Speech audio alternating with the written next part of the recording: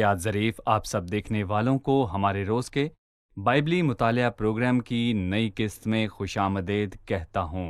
अपने मुताले में हम इस्तिस्ना की किताब का मुतालिया कर रहे हैं, जो कि पुराने अहद नामे में मूसा की लिखी गई 5 किताबों में से आखिरी किताब है, और हम आज इसके तीसरे और चौथे बाब का मुतालिया करेंगे। लेकिन प्रोग्राम के बाकायदा आगाज से पहले मैं खुदा के खादिम डॉक्टर एहसान को स्टूडियोज में खुशामदीद कहना चाहूँगा। बहुत आप शुक्रिया कैसे भाई। हैं? मैं ठीक हूँ। साथ ही हमारे दीगर मेहमानों को भी खुशामदीद। डॉक्टर एहसान तीसरा बाब बसन के बादशाह औज की शिकस्त के और मुल्क की तकसीम के मुतल्लिक बताता है, और यर्दन के मशरिक की जगह रोबनियों और जदियों और मनस्सी के आधे कबीले को दी गई। लिहाजा हमें इन 2 वाक़ियात के मुतल्लिक बताएं। जैसा कि वो जमीन के उस टुकड़े पर कब्जा करने वाले थे जो अमोरियों के बादशाह सेहून का था, और यहाँ भी ऊज की सरजमीन पे जो बसन का बादशाह था, उन चीजों में से जो यर्दन के मशरक में पाई जाती थी उन लोगों की होने जा रही थी। सही।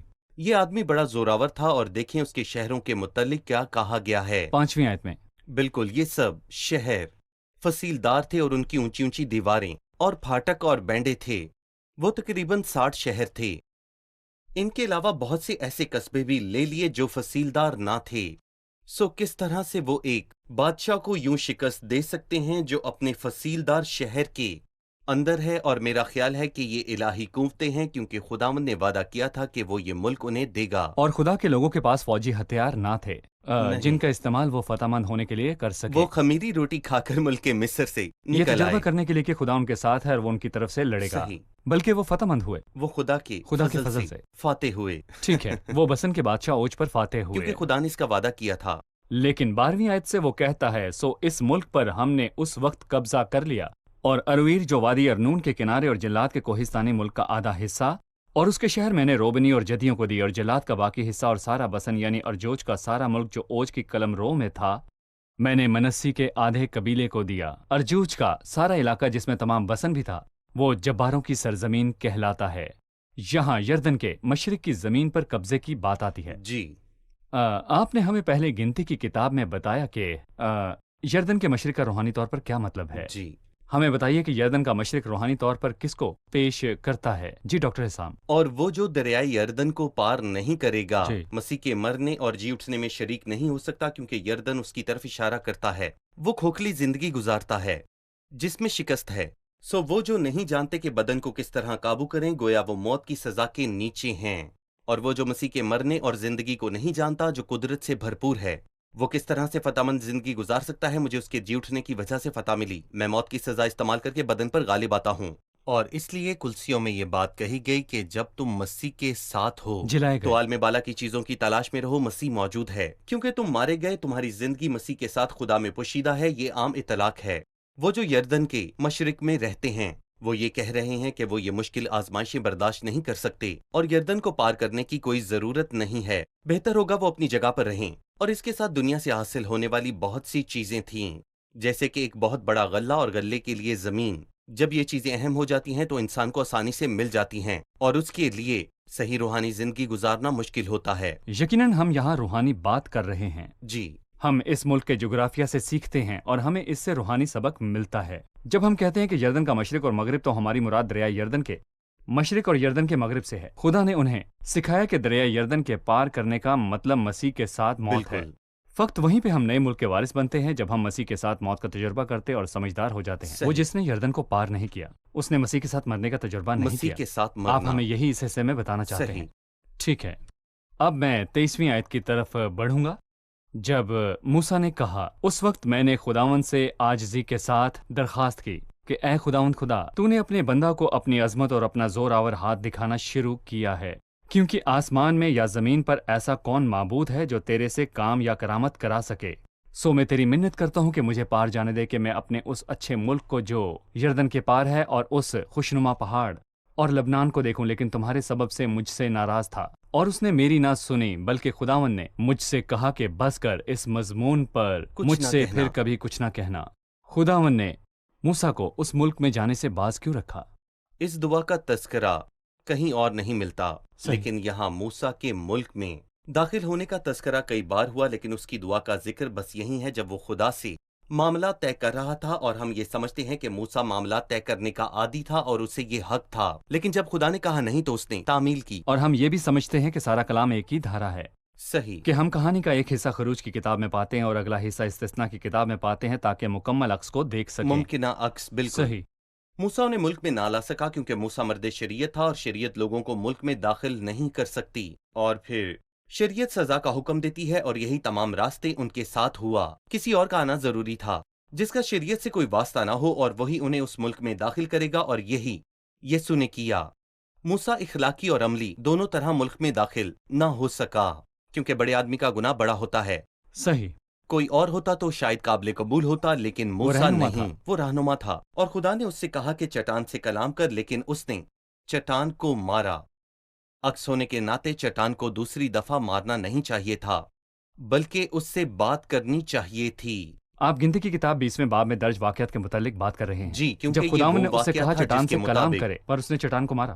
اسی واقعے کی وجہ سے خداوند نے موسیٰ سے کہا کہ تو اور ہارون لوگوں کے سامنے میری پاکیزگی کے معیار کو قائم نہ رکھ پائے، اس لیے تم اس جماعت کو اس ملک میں لے جانے نہ پاؤ گے، اور صحیح، تمہاری بجائے یشوا یہ کام کرے گا۔ موسیٰ نے ایک سنجیدہ غلطی کی، اس نے نافرمانی کی، بلکہ اس نے کچھ ایسا کیا جو اسے نہیں کرنا چاہیے تھا، یعنی اس نے چٹان کو مارا۔ ہاں، ماضی میں خدا نے اس پہ مارنے کا حکم دیا، لیکن یہاں خدا نے اسے کہا کہ ہارون کی لاٹھی لے، جو کہانت کی لاٹھی ہے، اور یہ مارنے کے لیے نہیں تھی، وہ ایسی لاٹھی تھی جس پر کلیاں پھوٹی اور پکے بادام لگے تھے، جو کہ مسیح کے جھوٹنے کے بعد اس کی کہانت کے کام کا حوالہ ہے۔ جا اور چٹان سے کلام کر، وہ کہنا چاہتا ہے جب آپ اپنی پیاس بجھانا چاہتے ہیں تو ہمیں وہ نہیں کرنا جو موسیٰ نے کیا، اسے چٹان کو مارنا نہیں چاہیے تھا۔ شکریہ۔ ہم ایک چھوٹا سا وقفہ لیں گے اور پھر دوبارہ حاضر ہوں گے۔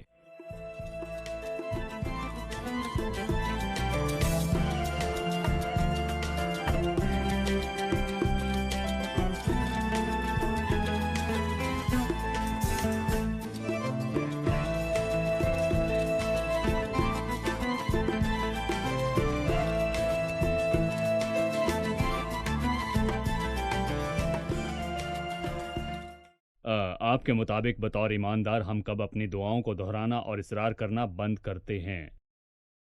جی، ویسے یہ سوال بہت اچھا ہے۔ کبھی کبھار ہم اصرار کرتے ہیں اور اس کو ایک سنجیدہ دعا سمجھتے ہیں۔ جب خداوند نے موسیٰ سے کہا کہ اب نہیں تو کہانی وہیں ختم ہو گئی۔ جب پالوس نے کہا، اس نے خداوند سے اپنے بدن کے کانٹے کے متعلق 3 بار درخواست کی کہ وہ شفا پائے، لیکن خداوند نے اس سے کہا میرا فضل تیرے لیے کافی ہے۔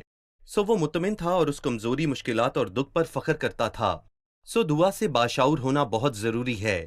ہماری سنجیدہ دعا کا موضوع ہماری مرضی نہیں ہونی چاہیے، جس کا مطلب ہے کہ اگر مجھے کچھ چاہیے تو مجھے اس پر اصرار ہی کرتے نہیں چلے جانا۔ اگر وہ نہیں چاہتا تو مجھے اس پر الزام دے کر پوچھنا نہیں چاہیے۔ اور ہمیں جاننا ہے کہ سنجیدہ دعا ایک الہی کام ہے جس میں خدا آپ کی روح کی رہنمائی کرتا ہے، اور پاک روح کے کام کے لیے اسے فروتن روح چاہیے کیونکہ وہ جواب دینا چاہتا ہے۔ صحیح، سو سنجیدہ دعا الفاظ دہرانا نہیں، مگر کلیسیا نے اس کے لیے خدا سے سنجیدہ دعا کی۔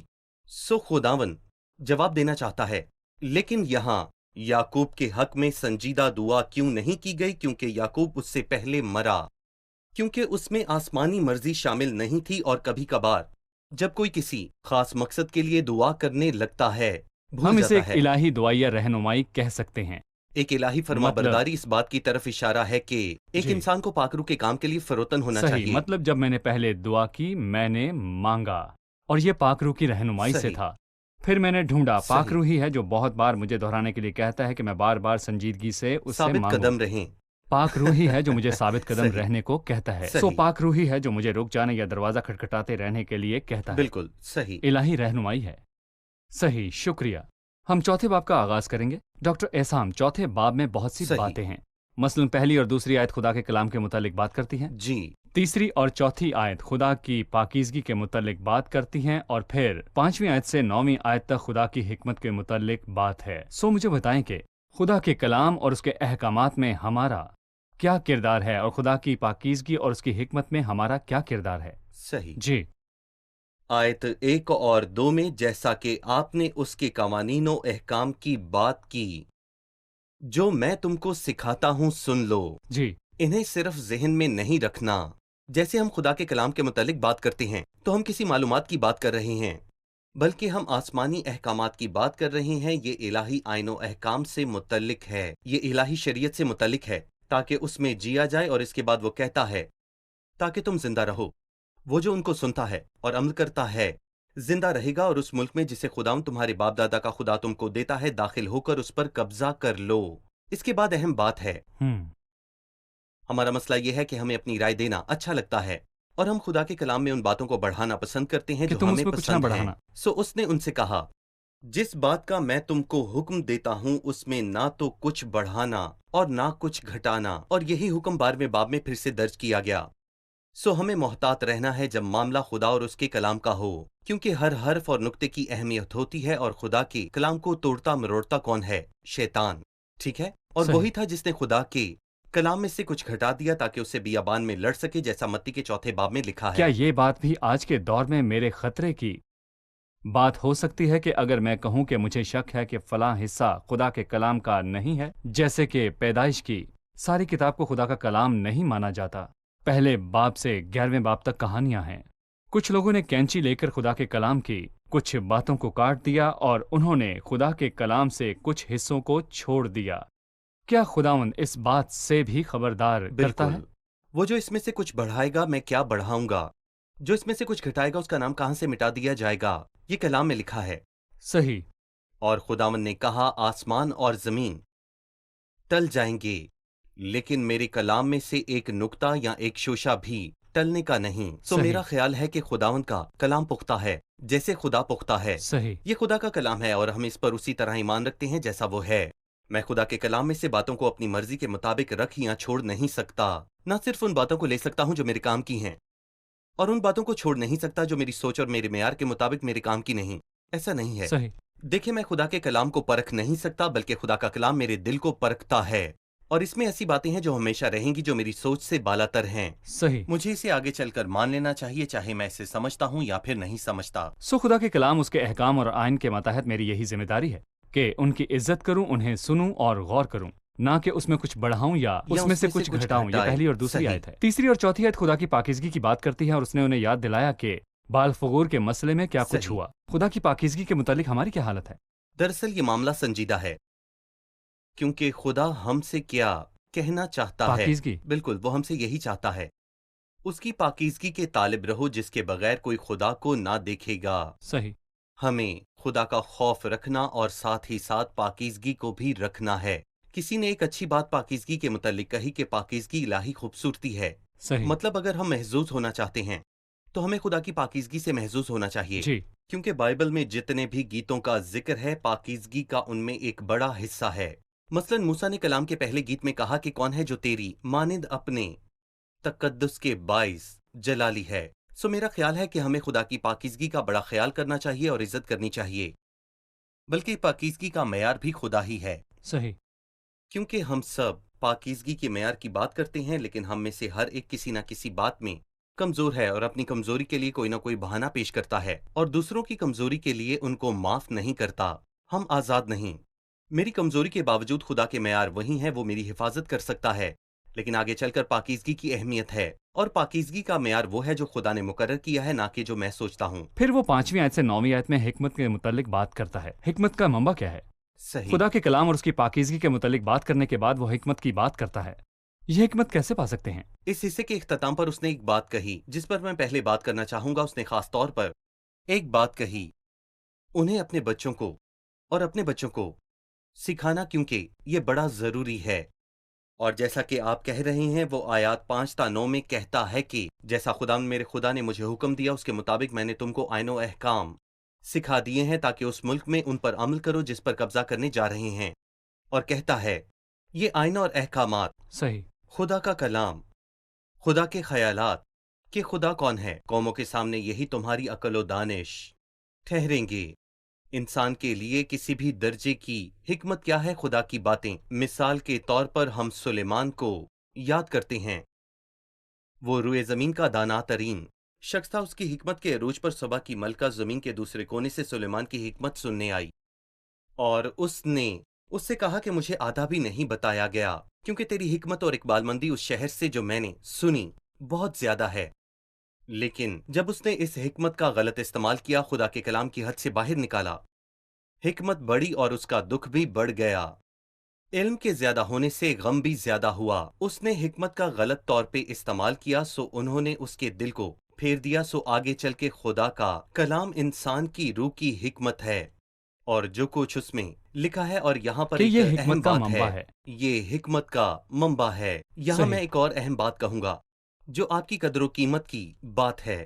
آپ کی قدر اس کے کلام میں ہے، صحیح، اور میں یہاں کہوں گا کہ کس قوم کے آئین و احکام ایسے ہیں۔ ہم یوں کہتے ہیں جی، کہ کس قوم کا خدا اس کے ایسا قریب ہے جیسا کہ تو ہے، لیکن وہ اہمیت جو خدا کی حضوری سے ایماندار کو ملتی ہے، اس کا اس دنیا میں کوئی مقابلہ نہیں۔ زبور 119 میں اس نے کہا، میں عمر رسیدہ لوگوں سے زیادہ سمجھ رکھتا ہوں کیونکہ میں نے تیرے قوانین کو مانا ہے۔ ہم جانتے ہیں کہ پہلی 2 آیات کلام اور ہماری حالت کو ظاہر کرتی ہیں، تیسری اور چوتھی خدا کی پاکیزگی کی بات کرتی ہیں، اور 5 تا 9 آیات خدا کی حکمت، لیکن 10 تا 43 میں وہ خدائے واحد کی فطرت کے متعلق بات کرتا ہے۔ سو میں خاص شخص پر ٹھہرنا چاہوں گا جس کے متعلق اس نے 12ویں آیت میں کہا، اور خداوند نے اس آگ میں سے ہو کر تم سے کلام کیا، تم نے باتیں تو سنی لیکن کوئی صورت نہ دیکھی، فقط آواز ہی آواز سنی۔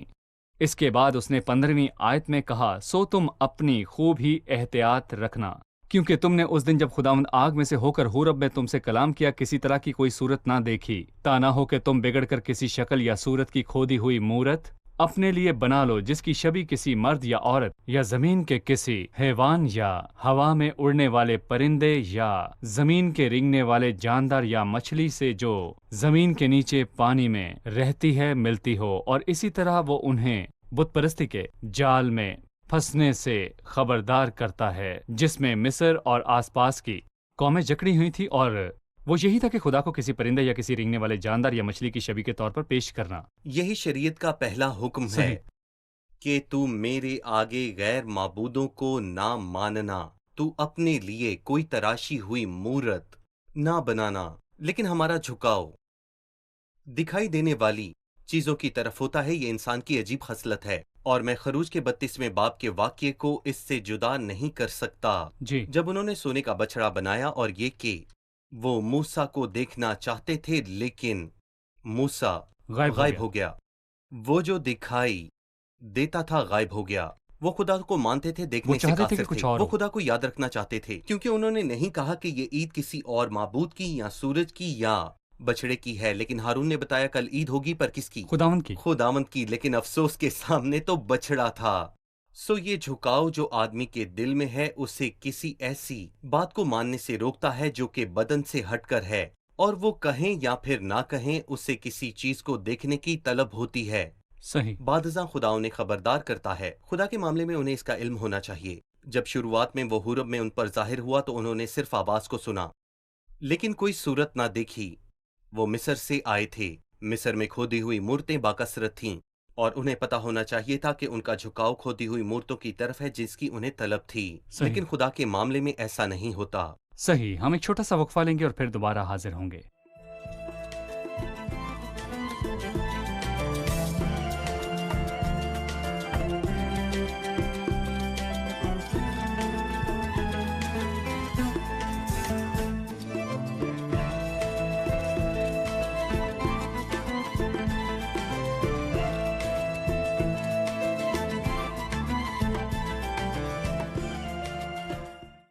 خدا نے لوگوں کو بت پرستی سے منع کیا، لیکن کیا ہمیں ان کی ساری تاریخ میں یہ بات ملتی ہے کہ انہوں نے اپنی زندگی میں بت کی عبادت نہیں کی؟ جی، ان لوگوں کی تاریخ میں اس ملک میں داخل ہونے کے بعد وہ انہیں خبردار کر رہا ہے کہ انہیں دنیا کی قومیں بت پرستی کرتی ہوئی ملیں گی، لیکن انہیں جی، ان کے سے کام نہیں کرنے۔ سو جب وہ ملک میں داخل ہوئے، خاص طور پہ اسرائیل کے بادشاہ کے دنوں میں، جس کی شروعات یوربام سے ہوتی ہے، یوربام نے سونے کے 2 بچڑے سکم میں بنوائے تاکہ لوگ دور سے آنے کی بجائے وہیں اس کی عبادت کریں۔ اے اسرائیل، یہ تمہارے دیوتا ہیں جو تم کو ملک مصر سے نکال لیکن لائے۔ اس کی جڑیں سلیمان کے وقتوں کی ہیں جب اس نے غیر معبودوں کے آگے چڑھاوے چڑھائے جو یقیناً اس کی بیویوں کے دیوتا تھے۔ جی، انہوں نے اس کے دل کو پھیر دیا، لیکن یہ ایک انفرادی معاملہ تھا جو اسے جی، بطور بادشاہ متعلق تھا، اور غیر معبود داخل ہوئے۔ وہ بادشاہی میں نظام بن گیا، وہ بادشاہی میں ایک قانونی طور نظام پر بن گیا، یوربام اور اس کے بیٹے نبات کے دنوں میں نظام بن گیا خاص طور پر دان اور بیر سبا کے شمالی ملک میں۔ اس کے بعد اسے جنوبی ملک میں منتقل کیا گیا اور وہ بڑھتا رہا۔ انہوں نے بال کی عبادت کی، انہوں نے ملکوم کی عبادت کی، افسوس انہوں نے پاس کے قوموں کے خداؤں کی عبادت کی، اور بت پرستی اس قوم میں زہر کی طرح پھیل گئی، اور زیادہ تر بادشاہوں کے دور میں خداوند سے پھر کے جب تک خداوند نے نبوکدنضر کو اسیری کے لیے نہ بھیجا، پہلے بابل کو اشوری لے انہیں گئے بت پرستی کے گہوارے میں تاکہ وہ بت پرستی کہ سے وہ اس سے نفرت نفرت کریں۔ کریں۔ بالکل صحیح، ٹھیک ہے، کیونکہ ان لوگوں نے خدا کے احکام کو نہیں مانا اور وہ اس گڑھے میں گرے جس سے خداوند نے انہیں خبردار کیا، یعنی بت پرستی۔ اس موضوع کے اختتام سے پہلے میں کچھ کہنا چاہتا ہوں۔ جب میں مسیحی دائرے میں سے بت پرستی کو گزرتے دیکھتا ہوں، کیونکہ کوئی بھی ایسی چیز غیر معبود ہے جو لوگوں کے لیے مقدس اور ان کے جذبات پر سوار ہے، لیکن ان بتوں اور تصاویر کو دیکھ کر بھی میرے دل میں درد اٹھتا ہے جو ہر طرف پھیل چکے ہیں، جنہیں لوگوں نے قدوسیت کا درجہ دے دیا ہے۔ لوگ ان تصاویر اور بتوں سے برکتیں لینے میں لگے ہیں۔ کیا یہ بت پرستی کی قسم نہیں؟ کچھ لوگ مجھ سے یہ کہتے ہیں کہ ہم خداوند سے دعا کرتے ہیں اور ہم آدھی رات تک اس کی مورتوں کے سامنے کھڑے رہے، وہ مورتوں کے آگے آدھی رات تک کھڑے رہے۔ دراصل ہمیں خبردار کرنے کی ضرورت ہے۔ میں صاف بات کروں گا، میں جانتا ہوں میں جو کہوں گا وہ سنا جائے گا، یہاں تک کہ آج کل کے گیت جو گائے جاتے ہیں انہیں ان صورتوں کے ساتھ پیش کیا جاتا ہے جو دیکھنے میں مسیحی ہوتی ہیں اور ان کی عزت اور احترام ہے۔ وہ صحیح نہیں جب آپ ایک صورت کو سامنے رکھ کر اسے مسیح کی صورت مانتا ہے اور ہم اس کے اثر کو جھٹلا بھی نہیں مطلب سکتے۔ کہ آپ پاور پوائنٹ کی تصاویر کی بات کر رہے جی ہیں؟ اس کی بات کر رہا ہوں جو سکرین پر صحیح۔ پیش کیا جاتا ہے۔ وہ گیتوں جی۔ کو بھی ایسے ہی ریکارڈ کرتے ہیں۔ یہ افسوسناک بات ہے، یہ خوفناک بات ہے، اور خدا نے ہمیں اس سے خبردار کیا۔ آج یہ موجود ہے، ہم دور جانا نہیں چاہتے، اس لیے یہ معاملہ چپ سے چل رہا ہے۔ ہمیں یہ خبر تک نہیں کہ اس میں اثر ہوتا ہے، ہم اس منظر میں سچائی کو نہیں دیکھتے، لیکن میں یہاں پر کہوں گا کہ ایسی کوئی ہم بات آج نہیں۔ اپنے سب دیکھنے والوں کے سامنے یہ بات کہتے ہیں کہ مسیحیت کا صورتوں یا مورتوں کے ساتھ کوئی بھی تعلق نہیں، نہ ہی لوگوں کی یا مقدسین کی صورتوں یا مسیح کے بتوں یا صورتوں سے۔ ان صورتوں کا تعلق ہرگز مسیحی ایمان سے نہیں ہے۔ مسیحیت اس سب سے آزاد ہے، بالکل آزاد ہے، اور یہ بت پرستی کا دروازہ ہے جو دل کو مسیح سے دور لے جاتا ہے۔ بالکل صحیح۔ ٹھیک ہے، کیونکہ باہر کے لوگ دیکھتے اور سوچتے ہیں کہ کیا مسیحیت میں بت پرستی ہے؟ اس کا بت پرستی سے کوئی تعلق نہیں، اور مسیحیت کا صورتوں سے بھی کوئی لینا دینا نہیں ہے۔ ہم کہتے ہیں کلام میں لکھا ہے کہ کلام خداوند ہمیں ہمیں ان بتاتا ہے۔ بتوں سے خبردار کرتا ہے جو دلوں کو پھیر دیں، اور خداوند ایسا کہہ رہا ہے۔ صحیح، شکریہ۔ 32ویں آیت میں وہ کہتا ہے، اور جب سے خدا نے انسان کو زمین پر پیدا کیا تب سے شروع کر کے ان گزرے ایام کا حال جو تجھ سے پہلے ہو چکے پوچھ، اور آسمان کے ایک سرے سے دوسرے سرے تک دریافت کر۔ اس نے چند سوالات کیے جس سے خدا کے لوگوں پر اس کی مہربانی ظاہر ہوتی ہے جن کے ساتھ وہ تھا۔ ہمیں ان کے متعلق بتائیے۔ ہم نے باب کی شروعات میں پڑھا، کیونکہ ایسی بڑی قوم کون ہے جن کا خدا اس قدر نزدیک ہو جیسے کہ خداوند ہمارا خدا ہے۔ صحیح۔ یہ پہلی مہربانی تھی، ایسا خدا جو بہت نزدیک ہے، جو ان کے ساتھ ساتھ چلتا ہے، اور پہلے باب میں بھی وہ اسی طرح ہمیں اٹھائے پھرتا ہے جیسے آدمی اپنے بیٹے کو۔ اس سے بڑی حیران کن بات کوئی نہیں۔ اس کے بعد اس نے کہا، اس نے ان سے بات کی اور ان کے نزدیک آیا، اور ایسا آس پاس کی کسی بھی قوم نے خدا کی آواز کو اس طرح نہیں سنا۔ کیا کبھی کسی قوم نے خدا کی آواز جیسے تو نے سنی، آگ میں سے آتی ہوئی بچی ہے؟ خدا کی آواز ہولناک ہے، مار ڈالتی ہے۔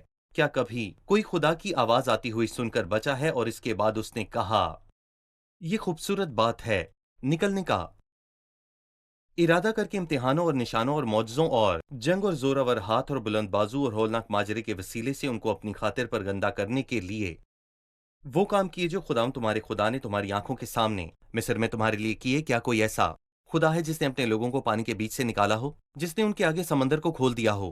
ایک طرف ان کے ساتھ تھا، دوسری طرف اس نے بات کی، اور تیسری طرف اس نے اپنے قوانین دیے، اور چوتھی جانب اس نے انہیں ان کی آنکھوں سے دکھایا کہ وہ کتنا عظیم اور قدرت والا خدا ہے۔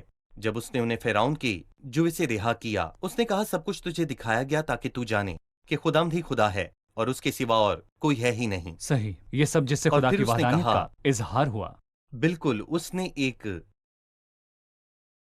کمال کی بات کہی، اس لیے نہیں کہ وہ اچھے تھے، نہ اس لیے کہ ان کے باپ دادا اچھے تھے۔ 37ویں آیت میں لکھا ہے کہ کیوں؟ اس نے کیونکہ محبت اسے رکھی۔ تیرے باپ دادا سے محبت تھی، اور اس لیے اس نے ان کے بعد ان کی نسل کو چن لیا۔ کیونکہ وہ فضل سے بھرا تھا، اس لیے نہیں کہ وہ اچھے تھے، اس لیے کیونکہ اس کی بنیاد فضل پر ہے۔ صحیح، شکریہ، ہم پروگرام کے اختتام پر پہنچ چکے ہیں۔ آئیے اب مہمانوں سے مل کر رائے جانتے ہیں۔ آج کے پروگرام سے آپ نے کیا سیکھا؟ ہم نے سیکھا کہ سنجیدہ دعا الفاظ کو بیجا طور پر دہرانا نہیں ہے، بلکہ دعا میں ایک الہی رہنمائی کی ضرورت ہے کہ ہمیں دعا کو جاری رکھیں اور مانگتے اور کھٹکھٹاتے رہیں، یا خداوند مجھ سے کہے گا۔ جو خداوند کو اپنی زندگی میں دیکھنا چاہتا ہے تو پاکیزگی کے سوا کوئی اور بات نہیں ہے، اور پاکیزگی کے بغیر خداوند کو کوئی نہ دیکھے گا۔ خدا کا کلام اور اس کے احکام معلومات نہیں، بلکہ یہ ایک الہی قانون ہے جس کے مطابق ہمیں جینا ہے۔ ٹھیک ہے، شکریہ ڈاکٹر احسام، بھائی آپ خدا کا آپ بھی کو شکریہ۔ برکت دے۔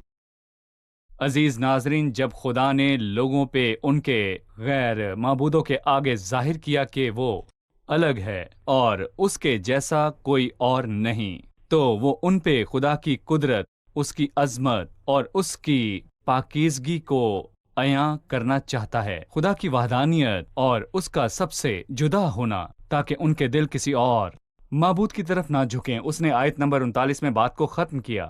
بس آج کے دن تو جان لے اور اس بات کو اپنے دل میں جما لے کہ اوپر آسمان میں اور نیچے زمین پر خداوند ہی خدا ہے اور کوئی دوسرا نہیں۔ تو اس کے آئین اور احکام کو جو میں تجھ کو آج بتاتا ہوں ماننا، کہ تیرا اور تیرے بعد تیری اولاد کا بھلا ہو، اور ہمیشہ اس ملک میں جو خداوند تیرا خدا تجھ کو دیتا ہے تیری عمر دراز ہو۔ خدا کے احکامات کو سننا اور انہیں اپنے بچوں کو بتانا، اور اپنے بچوں کو بھی یہ سکھانا کہ خدا کے احکام کو سنیں اور مانیں۔ ان کے لیے بھلائی اور اس ملک میں ان کے لیے عمر کی درازی ہے جو خدا انہیں دیتا ہے۔ ہمیں خدا کی باتوں کا احترام کرنا چاہیے، ہمیں خدا کی باتوں کو اپنے دل میں رکھنا چاہیے، ہمیں کلام کی فرمانبرداری کرنی چاہیے، کیونکہ جو کلام کی تحقیر کرتا ہے اپنے آپ پر ہلاکت لاتا ہے۔ اگلے پروگرام میں پھر ملاقات ہوگی۔ خدا آپ سب کو برکت دے۔